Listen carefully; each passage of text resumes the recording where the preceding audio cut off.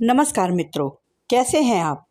मुझे उम्मीद है आप हमारी पिछली रोचक जानकारियों से अपने ज्ञान को बढ़ा रहे होंगे। मित्रों, आज जो रोचक जानकारी मैं आपके लिए लेकर आई हूँ वह है पितृपक्ष के श्राद्ध। मित्रों, जैसा कि आप सभी को मालूम ही है, 7 सितंबर से पितृपक्ष की शुरुआत हो रही है। हिंदू धर्म में यह समय अपने पूर्वजों को याद करने और उनकी आत्मा की शांति के लिए श्राद्ध और पिंडदान करने का विशेष अवसर माना जाता है। पितृपक्ष भाद्रपद मास की पूर्णिमा से शुरू होकर अश्विन मास की अमावस्या तक 16 दिनों तक चलता है। इस दौरान लोग अपने पितरों के प्रति श्रद्धा और कृतज्ञता व्यक्त करते हैं। लेकिन क्या आप जानते हैं कि पितृपक्ष में पिंडदान का क्या महत्व है और यह परंपरा क्यों निभाई जाती है? आइए इस खबर से हम पितृपक्ष और पिंडदान के महत्व को समझते हैं। जैसा कि आप सभी को मालूम है, हिंदू धर्म में मान्यता है कि मृत्यु के बाद आत्मा का सफ़र खत्म नहीं होता। आत्मा अगले जन्म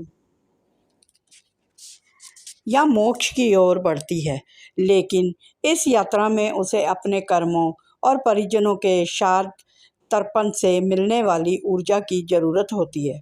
पितृपक्ष वह समय है जब पूर्वजों की आत्माएं पृथ्वी पर अपने परिजनों के पास आती हैं।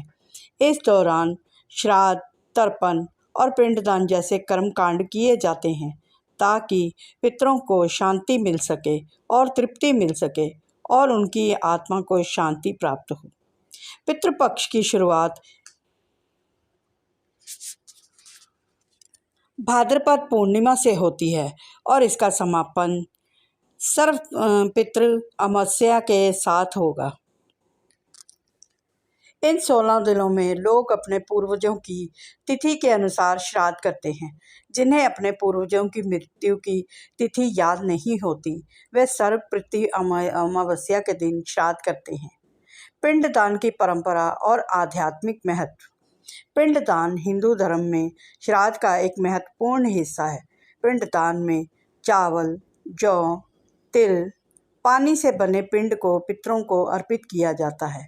यह कर्मकांड विशेष रूप से पवित्र तीर्थ स्थलों जैसे कि प्रयागराज, हरिद्वार, काशी और अन्य स्थानों पर किया जाता है। लेकिन सवाल यह है कि पिंडदान क्यों किया जाता है और इसका क्या महत्व है।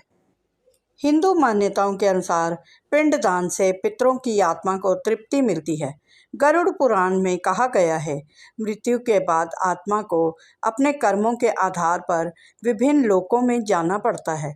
पिंडदान और श्राद्ध से उन्हें ऊर्जा और शांति मिलती है, जिससे उनकी आत्मा को मोक्ष प्राप्त करने में मदद मिलती है। यह कर्म परिजनों द्वारा अपने पूर्वजों के प्रति कर्तव्य और श्रद्धा का प्रतीक है। हिंदू धर्म में 3 प्रमुख ऋणों की बात कही गई है: देव ऋण, ऋषि ऋण और पितृ ऋण। पितृ ऋण वह कर्ज है जो हमें अपने माता और पिता और पूर्वजों से मिलता है क्योंकि उन्होंने हमें जीवन, संस्कार और संस्कृति दी है। पिंडदान और श्राद्ध के माध्यम से हम इस ऋण को चुकाने का प्रयास करते हैं। मान्यता है कि अगर पितृ ऋण का निर्वहन नहीं किया जाता तो जीवन में कई तरह की बाधाएं आ सकती हैं, जैसे आर्थिक परेशानी, संतान सुख में कमी या पारिवारिक अशांति।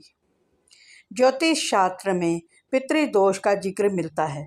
जब पूर्वजों की आत्मा को शांति नहीं मिलती तो यह पितृदोष के रूप में परिजनों के जीवन को प्रभावित कर सकता है। पिंडदान और तर्पण से पितृदोष का निवारण होता है और परिवार में सुख समृद्धि का आगमन होता है। खासकर गया में पिंडदान को बहुत प्रभावशाली माना जाता है, क्योंकि वहाँ भगवान विष्णु के चरणों में पितरों को मोक्ष मिलने की मान्यता है। पिंडदान की प्रक्रिया और नियम। पिंडदान करने से पहले स्नान और शुद्धता का विशेष ध्यान रखा जाता है। यह कर्म ब्राह्मण की देख रेख में किया जाता है।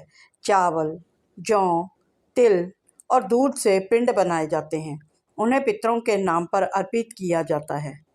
पिंडदान के साथ तर्पण और दान का भी विशेष महत्व है। दान में गाय, वस्त्र, भोजन और धन आदि शामिल हो सकते हैं। काशी, गया, प्रयागराज और हरिद्वार जैसे तीर्थ स्थलों पर पिंडदान का विशेष महत्व है। गया में विष्णुपद मंदिर और फल्गु नदी के तट पर पिंडदान को सबसे पुण्यदायी माना जाता है।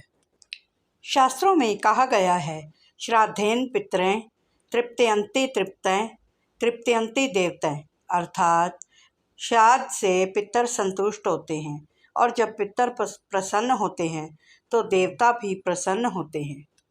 पितृपक्ष श्राद्ध की प्रमुख तिथियां हैं 8 सितंबर को पूर्णिमा श्राद्ध, 9 सितंबर को प्रतिपदा श्राद्ध और 10 सितंबर को द्वितीया श्राद्ध। इस प्रकार क्रमशः सभी तिथियां चलती रहती हैं।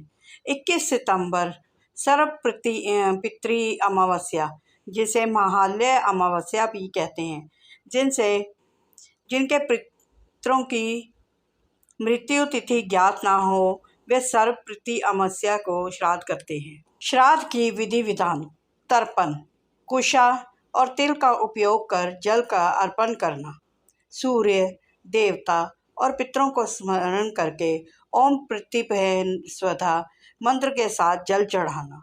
पिंडदान: पके हुए चावल, घी, तिल, जौ से पिंड बनाकर पितरों को अर्पित करना। यह आमतौर पर गया, प्रयाग या काशी या नदियों के तट पर किया जाता है। ब्राह्मणों को भोजन और दान: श्राद्ध में ब्राह्मणों को भोजन कराना अनिवार्य माना जाता है। भोजन में खीर, पूड़ी, सब्जी, उड़द की दाल, लौकी, मूली या सीजनल सब्जियां विशेष रूप से दी जाती हैं। भोजन के बाद दक्षिणा, वस्त्र या अनाज का दान किया जाता है। श्राद्ध हमेशा दिन के मध्याह्न में किया जाना चाहिए। भोजन सात्विक होना चाहिए।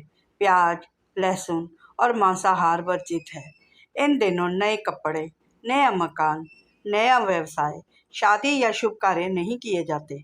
श्राद्धकर्ता को संयमित रहकर पवित्रता बनाए रखनी चाहिए। मनुस्मृति में श्राद्ध कर्म करने से वंशज 7 पीढ़ियों तक पुण्य प्राप्त करते हैं। गरुड़ पुराण में जो श्राद्ध नहीं करता उसके पितर प्यासे और दुखी रहते हैं। महाभारत में भीष्म पितामह ने युधिष्ठिर को बताया था कि पितृ ऋण चुकाने का सर्वोत्तम समय श्राद्ध पक्ष ही है। आज के समय में लोग इसे केवल धार्मिक कर्मकांड न मानकर कृतज्ञता का परम मानते हैं। यह हमें याद दिलाता है कि हमारी आज की सफलता, सुख और संस्कृति हमारे पूर्वजों की मेहनत का परिणाम है। श्राद्ध से हमें पूर्वजों से आध्यात्मिक जुड़ाव मिलता है। साथ ही यह पर्यावरण से भी जुड़ाव का भी समय है, क्योंकि जल अर्पण, तिल, अनाज और पौष्टिक आहार प्राकृतिक और समाज में संतुलन बनाए रखने का प्रतीक है। पितृपक्ष श्राद्ध केवल धार्मिक अनुष्ठान नहीं है, बल्कि यह स्मरण और आभार व्यक्त करने की परंपरा है। पूर्वजों की आत्मा की शांति के लिए किया गया तर्पण न केवल उनकी आत्मा को संतुष्ट करता है, बल्कि हमारे जीवन में भी सकारात्मक ऊर्जा, समृद्धि और शांति लाता है। इसीलिए 8 से 21 सितंबर 2025 तक का समय हर हिंदू परिवार के लिए अत्यंत पवित्र और महत्वपूर्ण रहेगा। मित्रों, यह थी हमारी आज की जानकारी। मित्रों, यदि यह वीडियो आपको पसंद आए तो कृपया हमारे चैनल को लाइक, शेयर और सब्सक्राइब करें और हमारे बेल आइकन के बटन को दबाकर हमारा प्रोत्साहन